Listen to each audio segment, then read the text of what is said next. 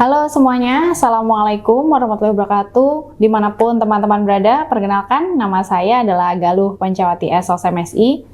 Saya merupakan dosen di Politeknik STLN Jakarta dan hari ini kita akan belajar tentang mata kuliah dengan judul Sistem Jaminan Sosial dan Pensiun. Terlihat ya dari judulnya seperti apa, kita akan bicara pensiun, kita akan bicara bagaimana bentuk-bentuk protection yang ada di Indonesia. Nah sebelum itu kita akan membahas dulu nih, apa sih yang sebenarnya melatar belakangi dari sistem proteksi yang ada di Indonesia termasuk pensiun itu tadi. Nah kita mengenal yang namanya welfare state concept atau konsep negara kesejahteraan. Pada kesempatan kali ini kita akan membagi empat poin yang akan kita bahas. Yang pertama adalah definisi dari welfare state, yang kedua adalah sejarahnya, kemudian kita bicara pro kontranya. Jadi ternyata welfare state itu banyak sekali pro kontra yang ada di dunia ini secara global seperti itu, dan kita juga bisa melihat definisi-definisi dari pendekatan-pendekatan yang terjadi di Indonesia bahkan secara global gitu. Nah kemudian teman-teman kita bicara dulu nih ya definisinya apa sih welfare state itu gitu ya. Teman-teman mungkin banyak sekali mendengar, banyak sekali menyaksikan gitu ya, bahwa sebenarnya konsep ini sangat mempengaruhi kehidupan kita dari kita lahir sampai kita nanti nggak ada gitu. Nah seperti apa sih welfare state gitu ya. Yang pertama kita bicara definisi dulu. Definisi welfare state itu apa sih gitu kan. Negara kesejahteraan itu sama nggak ya dengan welfare state gitu ya. Kalau di Indonesia kan, definisi welfare state atau welfare state konsep adalah konsep negara kesejahteraan. Nah, kita coba nih ulas, sama nggak sih negara sejahtera dengan negara kesejahteraan? Jadi teman-teman sebenarnya nih ya, kalau kita bicara negara kesejahteraan, itu berbeda dengan konsep negara kesejahteraan itu sendiri. Yang pertama nih, kita bicara secara global dulu ya. Kalau kita mendengar negara sejahtera, berarti anggapannya adalah negara-negara yang makmur, negara-negara yang kita maunya tinggal di sana, seperti itu. Ya, harapan kita kayak bisa nggak sih kita pindah negara yang negara-negara sejahtera? Indonesia masuk nggak ya ke dalam negara sejahtera gitu? Nah, kalau melihat definisi sebenarnya kita bisa lihat ke dalam gambar di sebelah ya. Ini adalah sebuah mapping prosperity. Jadi saya mengambil dari Legatum Prosperity Index di tahun 2023. Di sini ada beberapa warna dari berbagai macam negara di dunia gitu ya. Nah, kita lihat ada warna hijau muda, hijau tua, dia orange, merah sampai merah tua. Nah, dari warna-warna ini kita melihat ada warna hijau gitu ya. Hijau muda ini nomor 1, kita bicaranya adalah peringkat pertama Denmark. Dianggap negara paling makmur di dunia karena apa teman-teman? Karena kita bisa melihat bahwa ada kebijakan-kebijakan yang dihasilkan negara Denmark gitu ya, berkenaan dengan proteksinya mereka begitu. Kemudian kita bisa melihat di poin 13, peringkat 13 kita punya negara Kanada gitu ya. Dia punya sistem pendidikan yang baik, pendidikannya wajib. Kemudian kita bicara penghasilan tingkatnya tinggi yang dihasilkan dari pendidikan yang tinggi itu tadi. Kemudian kita juga bicara keterampilan orang dewasanya sangat diperhatikan oleh pemerintah. Kemudian jauh ke bawah nih yang warnanya semakin tua gitu ya, menggambarkan bahwa level prosperity-nya makin rendah, yaitu salah satunya adalah negara Sudan di peringkat 187. Nah, negara ini punya kemakmuran level rendah karena dianggap bahwa sistem keamanannya buruk, politiknya juga tidak stabil. Jadi dari sini kita bisa menggambarkan bahwa sebuah negara yang sejahtera itu digambarkan dari berbagai banyak macam indikator gitu. Kemudian setelah berbagai macam definisi ini tadi gitu ya teman-teman ya, kita melihat ternyata negara sejahtera itu beragam. Bagaimana hubungannya dengan negara kesejahteraan atau welfare state concept gitu ya. Nah, kita coba dielaborasi sedikit demi sedikit ya teman-teman ya. Negara sejahtera itu udah jelas tadi kondisinya, kondisi akhir sebuah negara. Dia maju, dia terdepan gitu ya, ataupun dia masih ada di belakang. Dia masih berjuang untuk meningkatkan kesejahteraan masyarakatnya. Nah, beda dengan negara kesejahteraan yang akan kita bahas kali ini. Negara kesejahteraan atau welfare state konsep merupakan sebuah konsep negara yang meyakini bahwa setiap perlindungan, setiap proteksi itu harus disediakan oleh negara. Jadi negara mengemban tanggung jawab dalam memastikan kesejahteraan masyarakatnya. Nah, sekarang pertanyaannya, apakah setiap negara sejahtera itu menggunakan welfare state concept? Nah, itu bisa kita berbincangkan bersama-sama. Karena apa? Karena welfare state concept merujuk kepada sebuah model sistem pemerintahan yang lebih spesifik dibandingkan negara sejahtera itu tadi. Gitu. Nah, ini saya mengambil dari beberapa materi gitu ya. Welfare state itu definisinya banyak banget dari berbagai macam dictionary dari Oxford, dari William, dari manapun itu ya, kita bisa membuat definisi bahwa welfare itu dianggap sebagai sebuah state being happy, being healthy, and successful. Itu didefinisikan sebagai keadaan yang welfare atau yang sejahtera. Nah, kemudian kita juga bisa melihat nih dari definisi sempit dan luas. Nah, sempit itu yang seperti apa gitu ya. Berarti welfare state dari kacamata yang sempit, kita bisa melihat dari tata kelola keuangan pemerintahnya. Gimana sih cash benefit to household-nya? Yang artinya nih contohnya sekarang, pemerintah punya program bantuan mau memberikan cash kepada kelompok-kelompok marginal atau tidak mampu. Nah, itu definisi sempit dari welfare gitu. Kemudian kalau kita melihat definisi yang lebih luas gitu ya, kita bisa melihat welfare diartikan sebagai sebuah subsidi atau direct government provision, yang artinya kita bicara bentuk-bentuk pelayanan kepada masyarakat dari pemerintah. Sehingga apa? Ada pelayanan-pelayanan publik di sana. Nah, tinggal kita mendefinisikannya ke arah yang mana. Nah, selanjutnya ada tuh definisi lain yang mungkin bisa membantu kita lebih memahami apa itu welfare. Saya mengambil ini dari IRE. IRE merupakan Institute for Research Empowerment yang ada di berbagai kota di Indonesia gitu ya. Mereka punya setidaknya 5 definisi. Yang pertama adalah welfare state didefinisikan sebagai kondisi sejahtera. Kita berarti bicara well-being-nya gitu ya. Berarti orang yang sejahtera tuh berarti dia bisa terpenuhi sandang pangan papannya. Kondisi di mana mereka merasa oh sudah cukup nih. Nah, itu berarti welfare gitu ya. Yang kedua, welfare state didefinisikan sebagai bentuk-bentuk pelayanan. Seperti yang saya sampaikan tadi, di level yang definisi luas, kita bicara pelayanan publik termasuk kesehatan. Kalau kita sakit, kita di cover nggak sih sama BPJS gitu ya. Kalau kita mengalami misal kecelakaan nih, ada nggak sih proteksi pemerintah gitu.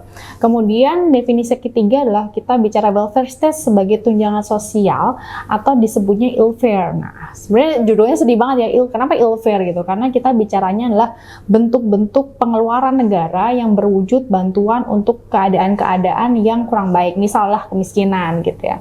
Atau misal ada bencana, ada bentuk-bentuk proteksi yang harus diberikan kepada pemerintah karena orang-orang ini mengalami keadaan-keadaan yang tidak diinginkan. Makanya disebutnya adalah social welfare. Kemudian definisi yang keempat, kita melihat welfare state sebagai sebuah proses terencana yang meningkatkan, harapannya ya proses secara menyeluruh ini bisa meningkatkan kualitas kehidupan manusia di dalam sebuah negara. Nah, definisi ke-1, 2, dan 3 ini sebenarnya harapannya bisa diinputkan ke dalam bentuk tunjangan-tunjangan sosial atau artinya pengertian ketiga gitu ya. Dan dari keseluruhan definisi IRE ini tadi, kita mengerucut kepada welfare state adalah bicara tentang tanggung jawab pemerintah untuk memastikan warga negaranya sejahtera. Nah, kembali lagi nih, sejahtera yang seperti apa sih yang akan dilakukan atau diintervensi oleh pemerintah gitu. Nah, kita coba lihat lagi ya. Definisi selanjutnya adalah welfare state itu merujuk kepada kesejahteraannya. Kita pokoknya kata kuncinya sejahtera dulu gitu ya. Bagaimana sih negara bisa menciptakan sebuah sistem agar warga negaranya sejahtera gitu. Benarkah kita sudah sejahtera gitu ya atau belum?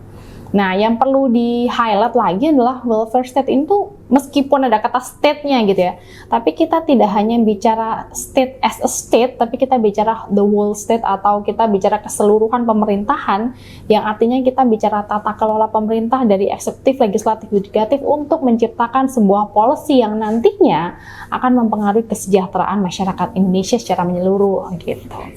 Jadi kita bisa dari slide 1 sampai terakhir gitu ya, yang ini tadi kita bisa mendefinisikan bahwa sebuah konsep ini harapannya bisa menjalankan pemerintahan yang tujuannya bisa menyejahterakan keseluruhan, dan kita bicaranya adalah sektor-sektor yang ada di dalam sebuah negara itu bisa memperbaiki kualitas hidup kita dari waktu ke waktu gitu. Nah, setelah dari definisi, kita sudah definisi ya. Kedua, kita bicara membedakan antara negara sejahtera dengan konsep negara kesejahteraan. Sekarang kita masuk ke dalam sesi selanjutnya atau kita bicara tentang sejarah dari welfare state sendiri. Konsep welfare state ini sebenarnya sudah ada di dunia sekian ratus tahun yang lalu loh. Nah, bener nggak ya? Atau jangan-jangan Indonesia baru mengadopsinya setelah merdeka? Atau sebelum merdeka ternyata kita udah ngerti nih gitu ya. Nah, sedikit saya akan bercerita dari berbagai macam yang ada di dunia dunia gitu ya. Sebenarnya startingnya dari mana sih gitu ya. Jadi teman-teman, gagasan awal tentang negara kesejahteraan itu sebenarnya sudah ada ratusan tahun lalu. Bahkan secara historical kita akan memulai dari perjalanan di benua Eropa gitu ya. Mungkin teman-teman sudah pernah mendengar. Jadi welfare itu menariknya gini, yang ingin saya bahas adalah dia tidak hanya digaungkan oleh filsuf, dia tidak hanya digaungkan oleh para politisi atau aktor politik gitu ya, dan dia tidak hanya digaungkan oleh para akademisi, tapi keseluruhan dari mereka membawa konsep ini untuk memperbaiki keadaan di dunia pada masa itu. Yang pertama adalah kita mengenal yang namanya Jeremy Bentham. Bentham itu dari Inggris gitu ya, di abad sekitar 18. Pada masa itu dia, karena seorang filsuf itu kan memikirkan sesuatu, mempertanyakan banyak hal gitu ya, memang harus seperti itu. Nah, Bentham berpikir bahwa harusnya nih pemerintah menyediakan kebahagiaan bagi seluruh semua orang. Jadi yang namanya citizen itu wajib bahagia, dan pemerintah wajib menyediakan kebahagiaan itu. Mungkin nggak ya, terlalu utopis nggak kayaknya? Ternyata sejarahnya mulai dari sana. Bentham menyadari atau memahami bahwa kita tuh punya resources yang cukup untuk memberikan kesejahteraan bagi seluruh masyarakat Inggris pada masa itu. Nah, setidaknya dia memberikan 5 poin nih kalau kita bicara tentang apa yang dibawa si Bentham di abad 18. Yang pertama adalah kita bicara provide subsistence. Subsistence itu berarti kita bicara dasarnya gitu ya. Subsisten itu berarti kan substansinya gitu kan, bagaimana menyediakan kebutuhan-kebutuhan dasar. Pemerintah tuh wajib menyediakan kebutuhan dasar bagi individu nih. Nah, yang layak tuh yang seperti apa ya? Pemenuhan kebutuhan primernya, sandang pangan papannya, dan lain-lain. Bahkan kita bicara tentang air bersih. Bahkan kita bicara juga tentang bagaimana sih warga itu punya kemiskinan itu tidak lagi dirasakan oleh masyarakat Inggris gitu. Yang kedua, provide abundance. Abundance ini kalau didefinisikan adalah sebuah kelimpahan, yang artinya bagaimana ya kita bisa memberikan akses lebih kepada kemakmuran, yang artinya apa? Bisa loh kita tuh kerja, ada penyediaan lapangan-lapangan pekerjaan. Mungkin nggak sih mereka bisa sejahtera kalau mereka tidak bekerja? Nah, Bentham berpikir seharusnya pemerintah menyediakan lapangan pekerjaan bagi seluruh masyarakat Inggris yang usianya produktif, seperti itu. Jadi terbayang ya betapa Bentham memikirkan bahwa masyarakat Inggris itu harus sejahtera dari berbagai macam aspek kehidupan. Nah, yang ketiga kita bicara provide security. Siapa sih yang nggak mau merasa hidupnya aman? Siapa sih yang mau hidupnya terbayang-bayang nanti masa depan saya seperti apa ya, saya bisa cari kerja gimana ya, anak saya sekolah gimana, and so on. Nah, perlindungan-perlindungan seperti inilah sebenarnya yang diharapkan Bentham untuk dipenuhi. Kita bicara selain tadi ya, misalnya udah dapat pekerjaan nih, lalu proteksinya gimana nih? Kalau dia bekerja di sebuah pabrik gitu ya, punya resiko pekerjaan yang tinggi, ada nggak proteksi yang disediakan? Nah, itu harapan Bentham. Dan yang terakhir adalah kita bicara to attain equity, atau didefinisikan sebagai mencapai keadilan-keadilan yang bisa dirasakan seluruh masyarakat Inggris gitu. Jadi kesetaraan itu seharusnya bagian dari welfare state. Harusnya orang-orang punya akses yang sama. Harusnya orang-orang punya kesetaraan dalam menentukan sesuatu. Nah, Bentham meyakini bahwa 4 poin ini menjadi dasar untuk menjadikan negara Inggris itu negara yang sejahtera pada masa itu. Gitu. Jadi keywordnya adalah manfaat yang bisa dirasakan seluruh orang. Bentham bicara manfaatnya tidak hanya segelintir orang, tapi bicaranya adalah seluruh, atau sebisa mungkin nih seluas-luasnya masyarakat Inggris merasakan, karena mereka bagian dari Inggris gitu. Selanjutnya teman-teman, kalau kita bicara sejarah gitu ya, dari Inggris kita bergeser sedikit deh kemana. Kita ada yang kenal nggak sama Otto von Bismarck? Bismarck ini kalau tadi filsuf ya, sekarang kita pakai pendekatan dia seorang politisi. Dia aktor politik yang cukup terkenal ya di Jerman. Jadi Bismarck itu menariknya adalah dia meyakini welfare state ini sebagai sebuah alat ya, tanda kutip alat gitu ya. Kalau tadi si Bentham bicara bahwa welfare state itu karena kebaikan hati kita tuh harus berbagi gitu kan. Tapi kalau si Bismarck pendekatannya beda. Bismarck ini ada kata-kata yang cukup sangat diingat pada masa itu gitu. Jadi kita bisa mengatur orang kalau orangnya udah makan, dalam arti orang itu lebih gampang marah kalau dia lapar. Setuju nggak? Nah, jadi ini nih yang sebenarnya dibawa oleh Otto von Bismarck pada masa itu. Jadi dia menggerakkan kaum buruh dengan bentuk-bentuk proteksi yang dia tawarkan. Jadi pada masa Bismarck inilah starting point di mana Jerman mulai memahami bahwa bentuk proteksi kepada buruh menjadi sesuatu yang penting. Walaupun di belakang itu ada pendekatan atau ada harapan-harapan lain dari Bismarck sendiri. Sebenarnya Bismarck tidak hanya bicara tentang kesejahteraannya, tapi dia memastikan bahwa tempatnya sebagai seorang kanselir itu aman gitu ya. Nah, ini kan sebuah pergulatan sebenarnya. Kalau yang satunya filsuf bicaranya adalah kebaikan bersama, kalau Bismarck bicaranya adalah bagaimana dia mempertahankan kekuasaan. Di Inggris itu terkenal dengan yang namanya Beveridge Report. Jadi Beveridge Report ini merupakan sebuah blueprint pada masa itu bicara tentang social policy yang berhubungan dengan kesejahteraan masyarakat luas. Jadi poinnya banyak, tapi dia bicara bahwa harapannya dari report ini pemerintah menyadari kemiskinan itu harus dihapuskan, penyakit-penyakit yang semakin merajalela pada masa itu dihilangkan gitu ya dengan berbagai macam pendekatan kesehatan, kemudian kebodohan, kemelaratan atau kemiskinan itu tadi dan pengangguran itu bisa mendapat intervensi lebih sehingga seluruh masyarakat bisa merasakan sejahtera begitu. Jadi terbayang bahwa sejarah dari welfare state sangat panjang dan bisa dilihat dari berbagai macam pendekatan. Ya benar hatinya murah hati itu tadi ya si filsuf atau dia yang mempertahankan kekuasaannya atau dilihat dari orang-orang yang memang secara akademis ingin mensupport atau memperbaiki kualitas dunia. Nah, tinggal nih teman-teman yang mana kayaknya ya pendekatan saya gitu kan. Nah, kemudian untuk bisa memahami lagi welfare state, kita mungkin ada pendekatan-pendekatan yang bisa kita gunakan. Setidaknya nih secara global ya, kita melihat ada 3 approach atau 3 pendekatan tentang welfare state. Yang pertama adalah pendekatan dalam arti sempit. Berarti kita bicara welfare state untuk orang-orang miskin gitu ya, poor. Yang kedua adalah berfokus kepada social insurance atau proteksi-proteksi termasuk kepada social right dan social service seperti pelayanan kesehatan, terus pelayanan-pelayanan lainnya seperti pemberian makan bagi orang-orang yang membutuhkan gitu ya, atau bicaranya tentang pendidikan, kualitas pendidikan seperti apa. Dan yang terakhir welfare state dilihat dari kacamata yang lebih luas, kita bicara tentang social economic atau economic management dan bagaimana peran-peran pemerintah, intervensi pemerintah melalui kebijakan-kebijakan welfare state. Contoh di Indonesia deh, kita bicara BLT, itu berarti welfare state for the poor. Kalau kita bicara social insurance, berarti kita bicara bagaimana implementasi BPJS gitu, atau TASPEN atau ASABRI ketika kita bicara asuransi untuk PNS, TNI, Polri. Nah, ketika economic management, contohnya bagaimana keputusan-keputusan fiskal kita, bagaimana sih Indonesia memastikan inflasinya tidak lebih dari 5% setiap tahun dan lain-lain. Nah, jadi pendekatan welfare state ini pada akhirnya berkontribusi kepada bentuk-bentuk kebijakan yang disediakan oleh pemerintah gitu. Nah, kita sudah sampai menuju akhir ya. Teman-teman, setelah mengetahui definisinya, terus sejarahnya, kita mau melihat pro kontranya. Jadi ternyata welfare state yang kayaknya sangat agung ini tadi masih banyak pro kontranya. Kita tahu setiap kebijakan selalu ada pro dan kontra.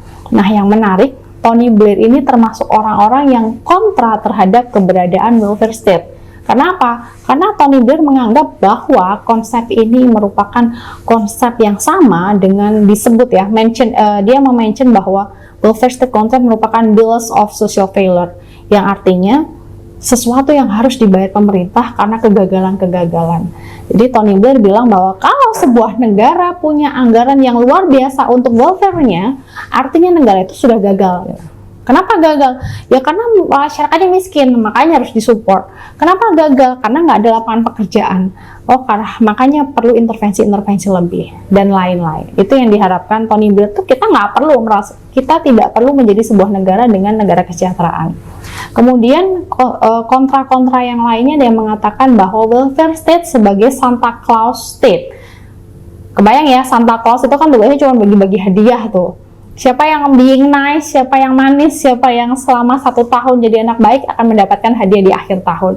Nah, seperti itulah. Jadi artinya dianggap kontra karena kita akan memberikan sesuatu dan tidak memberikan pelajaran-pelajaran penting kepada masyarakat kita. Jadi masyarakat kita akan tergantung kepada pemerintah. Nah, itu yang tidak diharapkan. Selanjutnya adalah something for nothing, ya. Artinya kita ngasih dan tidak ada yang dikembalikan kepada negara. Nah, jadi dari kontra-kontra ini sebenarnya cukup make sense ya. Iya, kenapa kita harus ngasih sesuatu sih? Kenapa negara harus melindungi mereka sih? Kenapa negara harus menyediakan sistem-sistem proteksi yang mungkin mereka tidak layak untuk mendapatkannya? Ini dari kontra seperti itu. Nah, Titmus dan kawan-kawan sebenarnya juga punya frasa yang cukup menarik, bahwa dengan keberadaan welfare state ini, kita bisa membangkitkan gambaran klien miskin. Nah, klien pengemisnya itu adalah klien masyarakatnya gitu, yang menengah ke bawah, yang menerima manfaat dari negara yang sombong. Nah, artinya, oh ada gap di sana. Kan kita pengennya memberi itu meningkatkan yang namanya meningkatkan kesejahteraan, tapi kita lupa bahwa ketika ada proses itu, ada yang memberi dan menerima, berarti ada yang tangan di bawah dan tangan di atas. Setelah kita memahami apa itu definisinya, kemudian kita akan berlari atau kita menuju penutupnya gitu ya, bahwa kita bisa melihat konsep ini sebagai mekanisme keamanan, sebagai mekanisme bahwa menjaga orang-orang tidak jatuh kepada keadaan yang lebih menderita seperti itu. Nah, teman-teman, sekarang pertanyaannya adalah welfare state itu macam-macam dong ya, berarti tiap negara beda-beda dong ya. Ya betul, bahwa actual welfare state are as varied as the nation in which they exist. Jadi artinya konsep welfare state di setiap negara pasti berbeda-beda, disesuaikan dengan berbagai macam dinamikanya, disesuaikan dengan sistem pemerintahannya, disesuaikan dengan resourcesnya, dan tentunya bagaimana pendapat pemerintah untuk menginterpretasikan welfare state konsep itu tersendiri gitu. Nah, mungkin penutup artinya yang ingin saya sampaikan terakhir adalah the best welfare is no welfare at all, yang artinya kesejahteraan terbaik itu tidak ada kata kesejahteraan di sana, yang artinya apa? Tinggi dan tidak timpang gitu ya, negaranya tangguh, berarti seharusnya kita tidak membutuhkan yang namanya konsep kesejahteraan itu sendiri. Tapi mungkin nggak sih? Sepertinya enggak. Karena apa? Karena nyatanya seluruh negara di dunia tanpa terkecuali adalah negara kesejahteraan, dan yang membedakan adalah cuman macam-macamnya, bentuk-bentuknya, ranahnya, mau dia sempit, mau dia luas, mau dia lebih murah hati atau lebih pelit gitu ya, semuanya merupakan negara dengan konsep welfare state begitu. Nah, sekian dari saya teman-teman, terima kasih, semoga bisa mencerahkan apa itu definisi dari welfare state konsep. Sampai jumpa di kesempatan berikutnya. Assalamualaikum warahmatullahi wabarakatuh. Thank you. Sekian Sobat Setia untuk video pembelajarannya hari ini. Jangan lupa like, komen, dan subscribe. Sampai ketemu lagi di video pembelajaran berikutnya.